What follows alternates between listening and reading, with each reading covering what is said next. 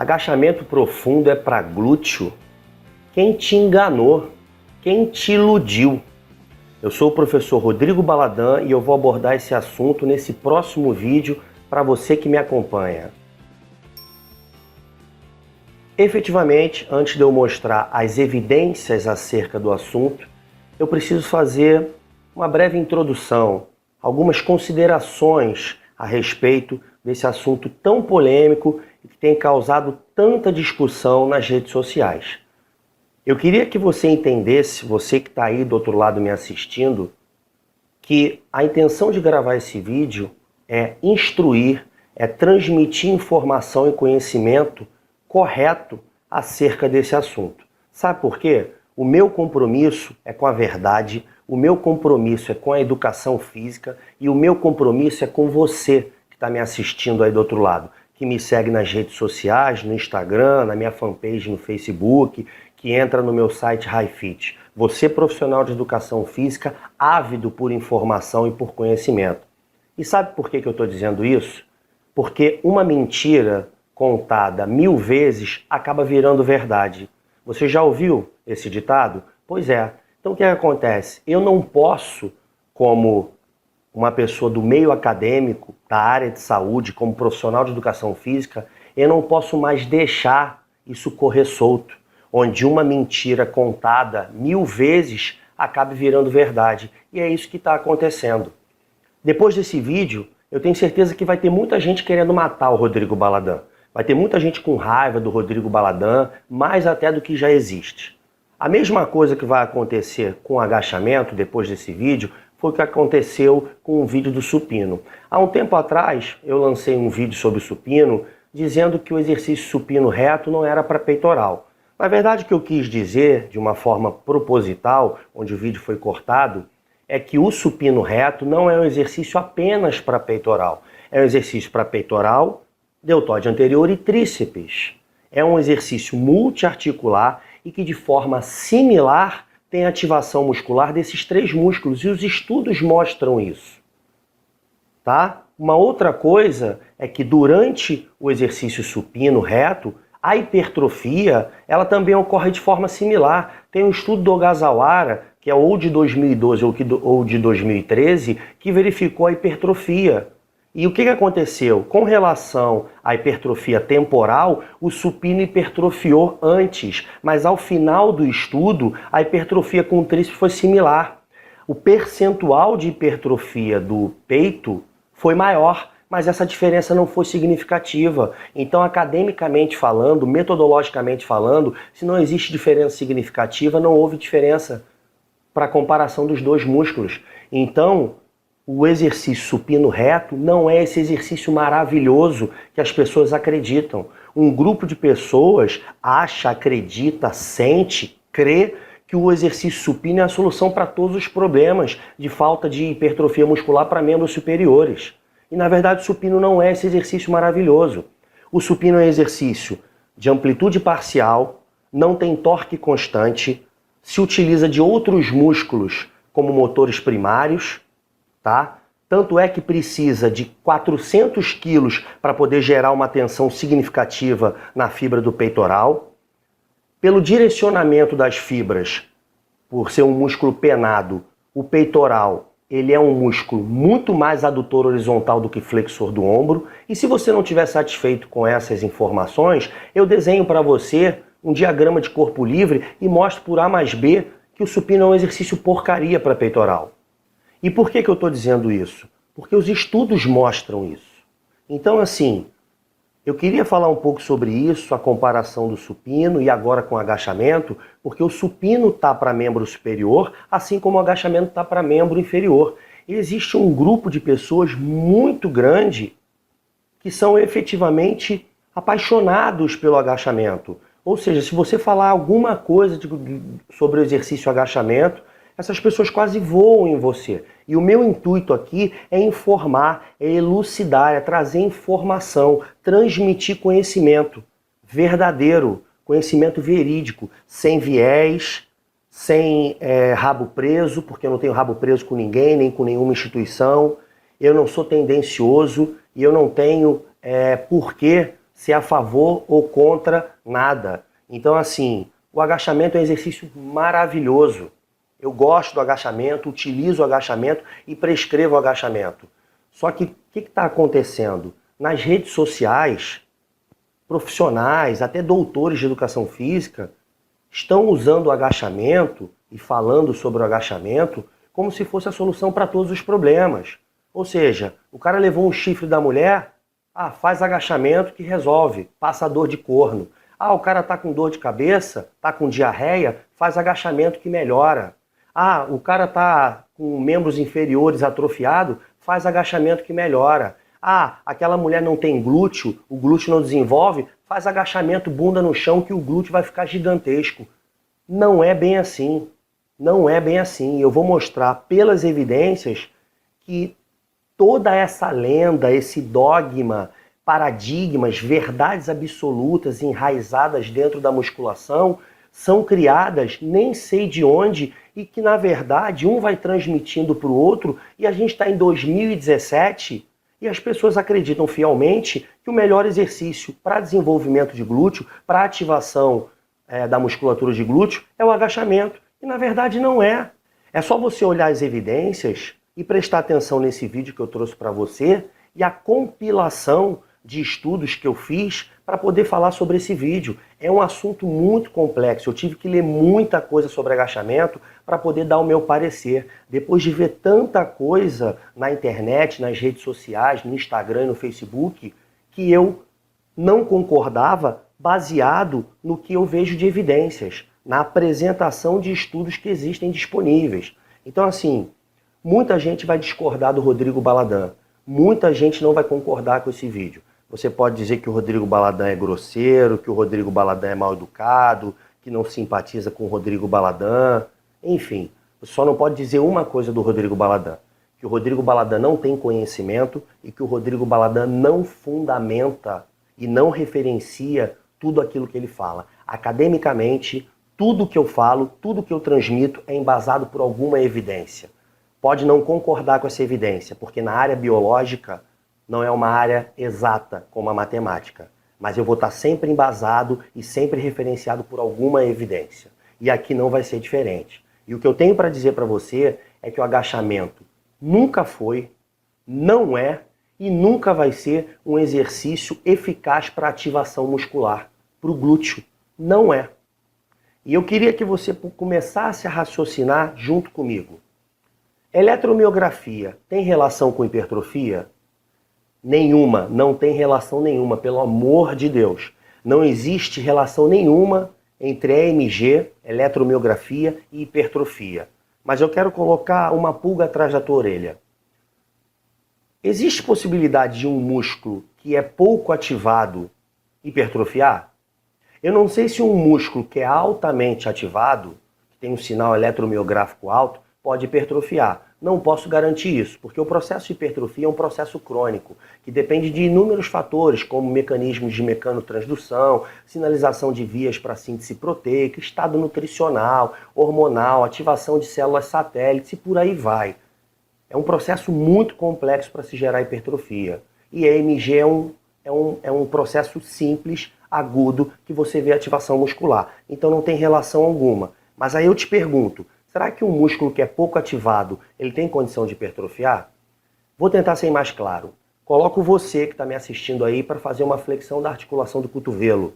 Uma rosca bíceps, com barra, com halter, em posição de bipodestação, seja lá o que for. E aí coloco os eletrodos no bíceps, no deltóide anterior, para ver a participação da estabilização do músculo do ombro, e coloco os eletrodos lá na panturrilha, no tríceps pissural, no gastrocnêmio.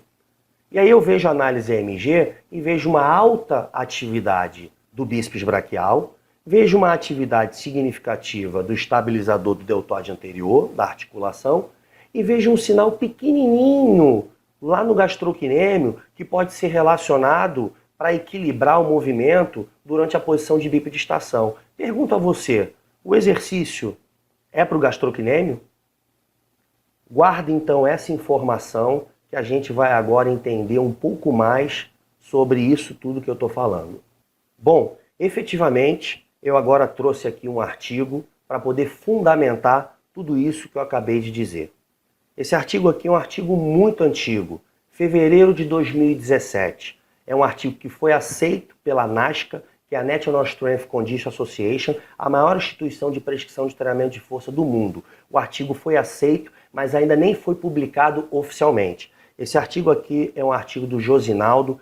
Parabéns pela tua pesquisa, excelente estudo, e teve aí a supervisão do professor Dr. Paulo Marchetti, que é um PhD em biomecânica lá da Unimap, e ainda teve a participação do Brad Schoenfeld, um dos maiores pesquisadores na área de prescrição de treinamento de força do mundo, com inúmeras publicações.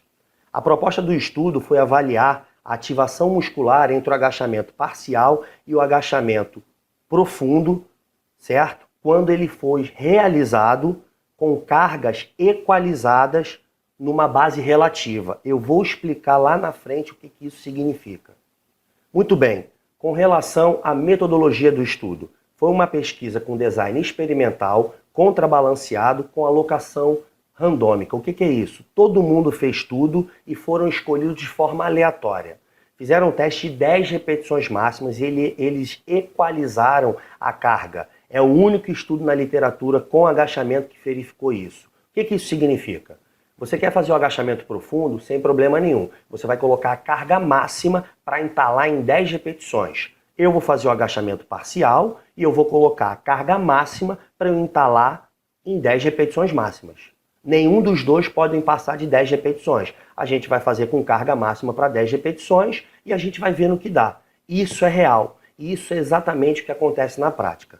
Foi utilizado um eletrogoniômetro no joelho que controlou a amplitude de movimento.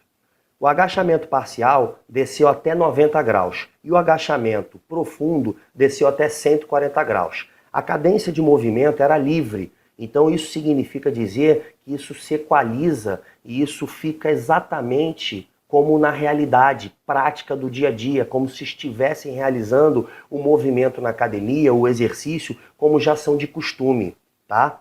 A atividade eletromiográfica foi analisada nos seguintes músculos: vasto lateral, vasto medial, reto femoral, bíceps femoral, semitendinoso, solear, glúteo máximo e os eretores espinhais. 15 homens treinados com uma idade média de 26 anos, tinham 5 anos de experiência no exercício agachamento. 1,73 m de altura e 80 kg. Realizaram o teste de 10 repetições máximas. O grupo que fez o agachamento parcial colocou nas costas 92 kg. O grupo que fez o agachamento profundo colocou nas costas 71 quilos. Deixa eu dizer uma coisa para você. Tu pesa 80 quilos, você colocar 70 quilos nas costas e descer e botar a bunda no calcanhar, não é tarefa para qualquer um não. E realizar 10 repetições máximas até o talo, tem que estar muito treinado para isso. Todos os testados, eles tinham um lado direito como lado dominante. E os eletrodos foram colocados no mesmo lado. Eles verificaram isso porque eles deram uma bola de futebol e pediram para que eles chutassem, e eles verificaram que o lado dominante, a perna que chutava a bola, era o lado direito. Todos os avaliados chutavam a bola com o lado direito. 48 horas anteriores, eles não realizaram nenhuma atividade física para não atrapalhar o experimento. Continuando o design experimental, eles fizeram 2 visitas no laboratório. Eles faziam um aquecimento de 5 minutos numa bike, a 70 rotações por minuto, sem carga, só para aquecer. A primeira visita era para familiarização, instruções e também realizar o teste de 10 repetições máximas. A segunda visita foi feita uma semana depois e realizaram novamente o teste de 10 repetições máximas. Em ambas as visitas, 30 minutos de recuperação entre as condições de agachamento, ou seja, de forma randômica, aleatória. Se você caiu para fazer primeiro agachamento parcial, você vai descansar 30 minutos e depois vai fazer o outro tipo de agachamento, e vice-versa. Os testes foram realizados no mesmo período do dia, entre 9 da manhã e meio-dia. A atividade EMG normalizada, a RMS, foi obtida a partir da contração voluntária máxima isométrica. E foram 2 testes de 5 segundos em cada músculo, com 1 minuto de intervalo entre as ações e as posições. O primeiro segundo ele foi dispensado para evitar qualquer equívoco com relação à cadência ou o ajuste de posição do movimento. O tempo de domínio, a análise do tempo de domínio para a normalização do sinal foi obtido numa janela de 150 milissegundos e obtido nos 2 picos da contração voluntária máxima isométrica. Das 2 tentativas. Logo, essa análise normalizada ela foi obtida a partir da média das 2 contrações voluntárias isométricas, nas 3 primeiras repetições, nas 2 situações, para evitar a fadiga, porque nós sabemos que a fadiga ela altera o sinal EMG. Muito bem, vamos dar prosseguimento. Os dados de EMG foram definidos pelos dados do eletrogoniômetro, caracterizando tanto pela fase concêntrica quanto pela fase excêntrica de cada repetição, ou seja, foi uma análise dinâmica. Coloca o cara lá para agachar 10 vezes e vê o que está acontecendo. A primeira repetição foi removida, como eu falei, dos dados para poder evitar qualquer equívoco, como por exemplo o ajuste de posição ou ajuste da cadência. A taxa de percepção de esforço, né, a percepção subjetiva de esforço de Borg, ela foi avaliada ao final de cada condição de agachamento. Vocês estão preparados para os resultados? Você que está aí do outro lado, você tem certeza que você quer que eu passe o próximo slide? Eu acho que tem gente que não está preparado para se deparar com a verdade, com a realidade. Olha só, tá vendo esse gráfico? De todos os músculos analisados, o glúteo máximo é o menos ativado de todos, com menos de 1/3 da ativação muscular do quadríceps. A discrepância para a ativação muscular do quadríceps e do glúteo é absurda. Menos de 1/3 da ativação do quadríceps. Além disso, o agachamento parcial, mesmo sendo ruim para o glúteo, ele tem maior ativação significativa do que o agachamento profundo. Essa análise foi feita de forma dinâmica. Quando nós olhamos o gráfico aqui, a alta atividade do quadríceps inteiro comparado com o glúteo máximo, seja de forma parcial ou de forma profunda, o agachamento profundo é mais pobre ainda com relação à ativação de glúteo máximo, é mais pobre do que a de solear, do que as dos paravertebrais, dos eretores espinhais. É muito ruim a ativação muscular para glúteo. Olha só, parece que quando essa análise é feita de forma isométrica, os resultados também são similares. Um estudo de Dr. Paulo Marchetti mostrou a mesma coisa. Olha esse gráfico aqui embaixo, a alta atividade do quadríceps. O que eles quiseram ver aqui? Isometricamente, a ativação muscular de todos esses músculos quando estavam com 20 graus de flexão, 90 graus de flexão e 140 graus de flexão, ou seja, agachamento, bunda no chão. Olha a atividade do glúteo máximo, é esse último aqui, ó, 140 graus, é esse quadradinho frisado. Olha a ativação muscular do glúteo máximo, isometricamente. E eu vejo tanta gente na academia, no meu cotidiano, eu dando aula, professor mandar o aluno fazer agachamento isométrico, ficar com a bunda lá no calcanhar isométrico. Aí eu pergunto, o que ele está fazendo? Não, é para ativação de glúteo, para manter essa posição bem ativada do glúteo, porque o agachamento profundo é para glúteo e isometricamente ele vai enfatizar o glúteo.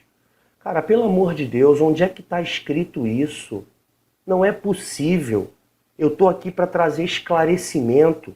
Eu sou um profissional sério, comprometido com a ciência. Eu não posso deixar mais isso acontecer. Ver tanta coisa equivocada nas redes sociais e muita gente entubando o que querem fazer você acreditar. Querem fazer você acreditar que o agachamento é um exercício maravilhoso para glúteo. Não é. E as pesquisas, os estudos mostram isso. E é isso que eu vim trazer para você. Esclarecimento. O que existe é uma fantasia, é uma coisa que vem lá de 1970, da década de 80, da década de 90, de 2000. A gente está em 2017 e continuam dizendo, batendo na mesma tecla, que o agachamento é maravilhoso para o glúteo. Não é. Eu fiz uma compilação de artigos para poder apresentar isso que eu estou apresentando aqui hoje para você, com respaldo científico.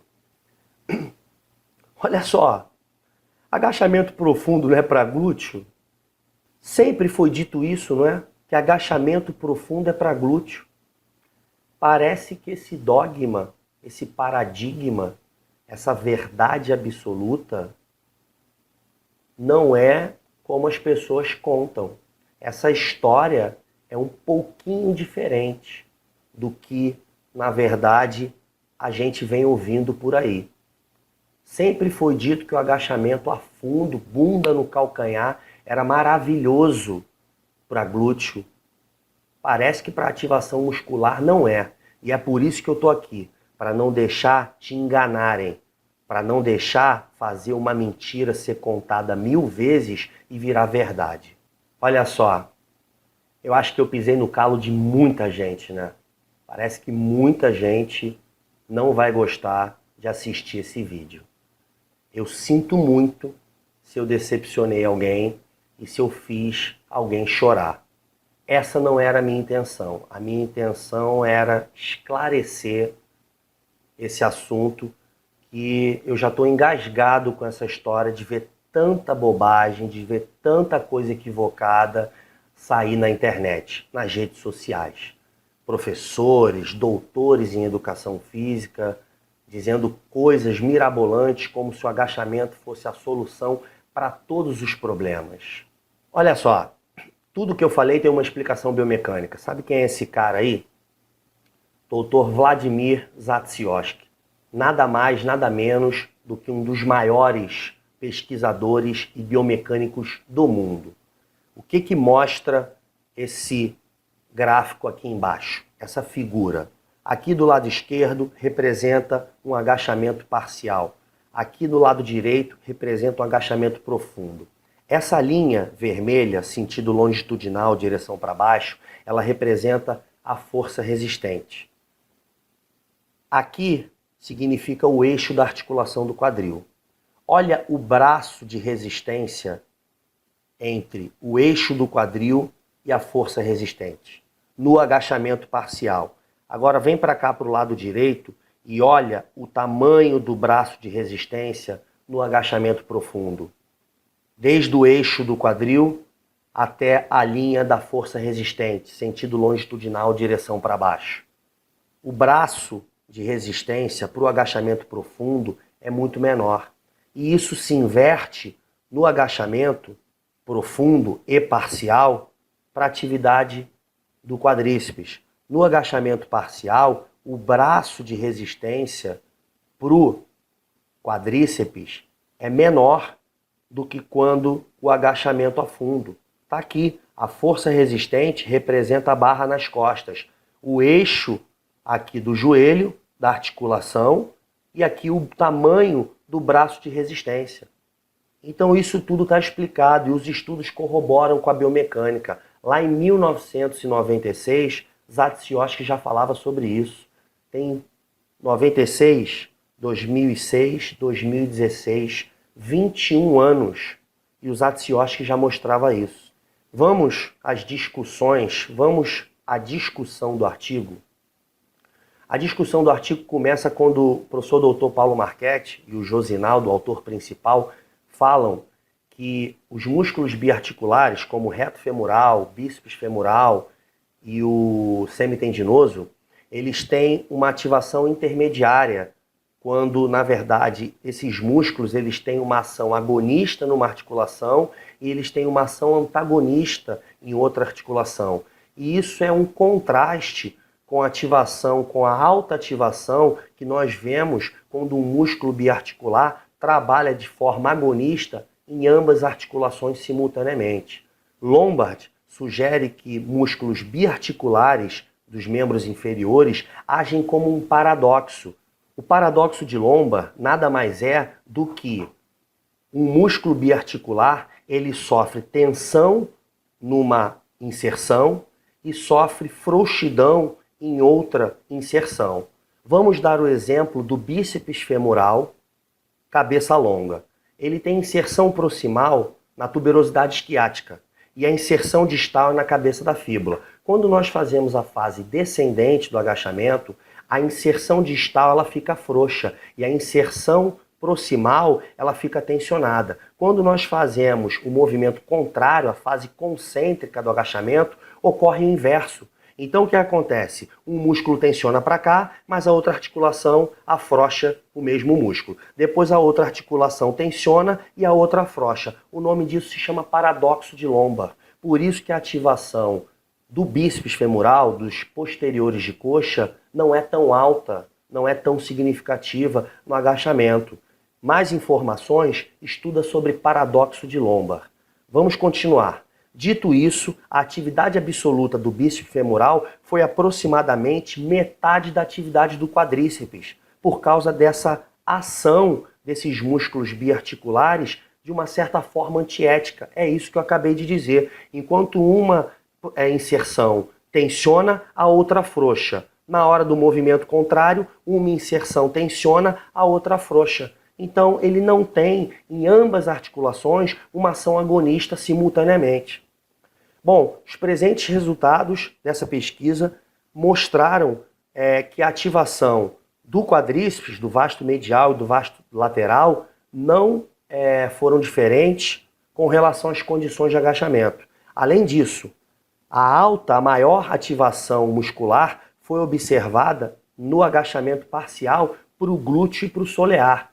Ou seja, o agachamento para ativação muscular do glúteo é pobre, é péssima, é medíocre.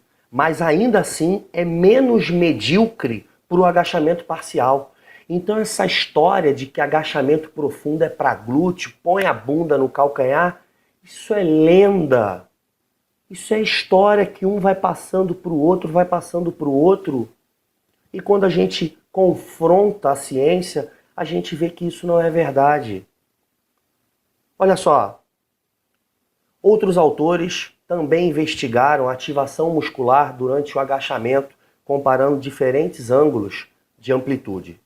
Cartesiano mensurou a contribuição relativa do glúteo, do bíceps femoral, do vasto medial e do vasto lateral em 10 experientes levantadores de peso que realizaram agachamento em 3 profundidades: amplitude completa, parcial e coxa paralela ao solo. Eles usaram de 100 a 125% do peso corporal como resistência.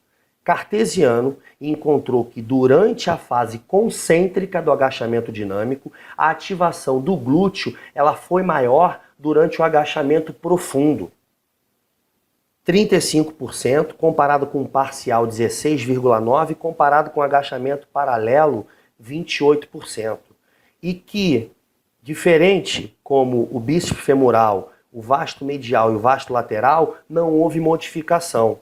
Esses resultados de Cartesiano sugerem que o glúteo máximo, diferente do que o bíceps femoral, do que o vasto medial ou o vasto lateral, ele é mais ativado na contração concêntrica durante o agachamento profundo, ou seja, quanto maior a amplitude do agachamento, maior é a ativação do glúteo máximo. No entanto, a carga utilizada ela foi a mesma em todas as condições, ou seja, o resultado foi afetado pelo tempo sob tensão.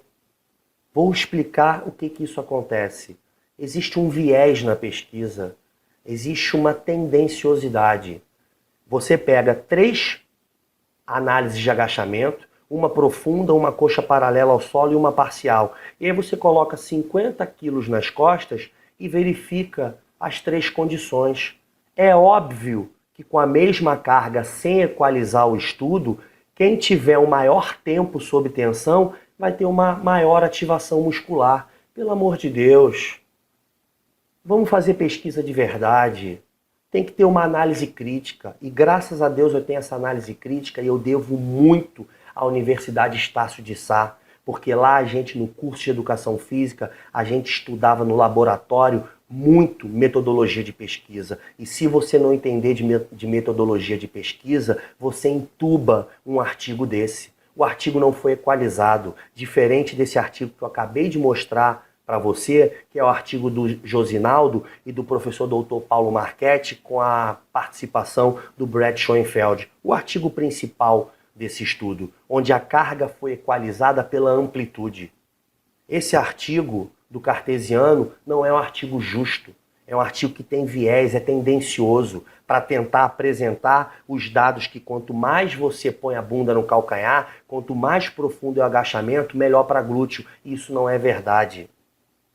Aí você pode me falar assim, ah, Rodrigo, mas aí tem um estudo da Megan Bryant, enfim, onde ela analisou também, fez análise de agachamento. É mesmo? Vamos verificar como é que foi o estudo da Megan. Primeiro, a Megan viu a participação dos músculos durante o agachamento. Ela pegou 10 mulheres treinadas, experientes na realização do agachamento. Só que ela usou dinâmica inversa. Dinâmica inversa é para verificar torque produzido no músculo. E compara o torque produzido com o torque máximo que o músculo pode gerar. O que ela fez? Ela pegou análise de 30 a 120 graus de flexão no agachamento e as cargas foram 50, 60, 70, 80 e 90% de 1 RM. E o que ela viu? Que quanto maior a amplitude, o torque gerado pelo músculo, ele é mais próximo do torque total que ele pode produzir. Com relação às cargas, o que ela viu? Que quando você vai aumentando a carga, o torque produzido pelo músculo, ele é crescente com relação àquilo que ele pode produzir de torque total. E daí?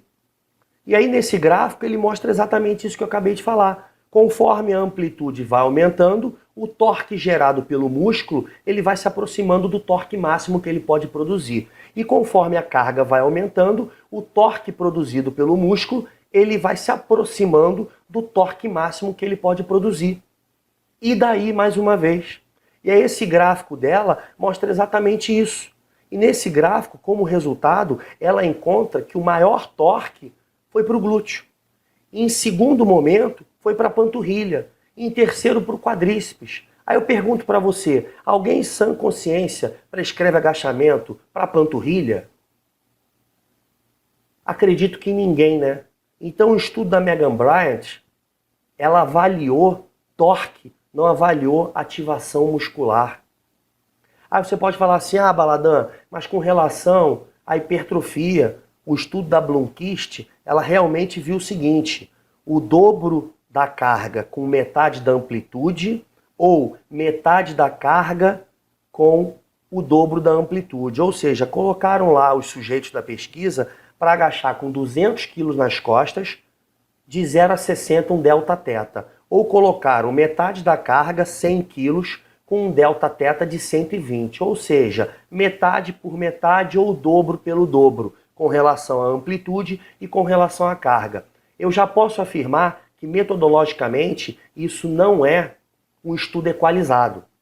Por quê? Porque dessa forma você estaria afirmando que se eu coloco 200 quilos e faço metade da tua amplitude, essa é a minha carga máxima. Quando na verdade, se eu descer metade da tua amplitude, ou seja, você desceu até 120 graus no agachamento, eu desci até 60, não significa dizer que se você desceu com 100 quilos, eu vou ter que descer apenas com 200. Eu posso descer com um dobro e mais alguma coisa. Concorda comigo? Não necessariamente é o dobro. Tudo bem, mas a análise que a Blomqvist fez foi essa. E o que ela verificou? Que realmente quem fez o agachamento profundo teve uma hipertrofia significativa comparada com quem fez o agachamento parcial. Só que o que acontece? Quando a gente olha esse gráfico aqui, a gente vê a mudança toda para os músculos da frente, que é essa parte aqui, e para os músculos posteriores. Muito bem. A análise para os músculos posteriores demonstrou os resultados que quanto mais próximo, quanto mais proximal, ocorre uma diferença significativa em apenas um ponto. Aqui é a parte mais distal do músculo, onde foi avaliado o aumento na área de secção transversa, e aqui é a parte mais proximal. Pretinho é agachamento profundo e branquinho é agachamento parcial. Em um único momento, para os músculos posteriores da coxa, houve aumento significativo na área de secção transversa. Olha agora para a comparação do quadríceps. Em todo momento, desde a parte mais distal até a parte mais proximal, ocorre hipertrofia significativa na parte anterior da coxa. Aí eu te pergunto, o agachamento é para qual músculo? Vou além. Hipertrofiou uma pequena parte do posterior? Hipertrofiou, próximo à inserção proximal. Não houve análise de hipertrofia para glúteo. Então você não pode inferir que essa metodologia serve para hipertrofia de glúteo. Não foi analisado. Você está tirando isso da onde? Da tua cabeça? Aqui uma discussão no estudo atual. Outros estudos mostraram uma hipertrofia muscular superior quando compara o agachamento parcial para o agachamento profundo. O grande aumento na área de secção transversa encontrado pela Blomqvist pode ter sido relacionada ao tempo de tensão do que propriamente com ativação muscular. Sabe por quê? Ela não mediu. Além do estudo não ter sido equalizado, ela não mediu a ativação muscular. Então, isso pode ter acontecido em virtude do maior tempo sob tensão. Como ela não fez a análise dos dados de ativação muscular, isso permanece de maneira especulativa. É uma especulação.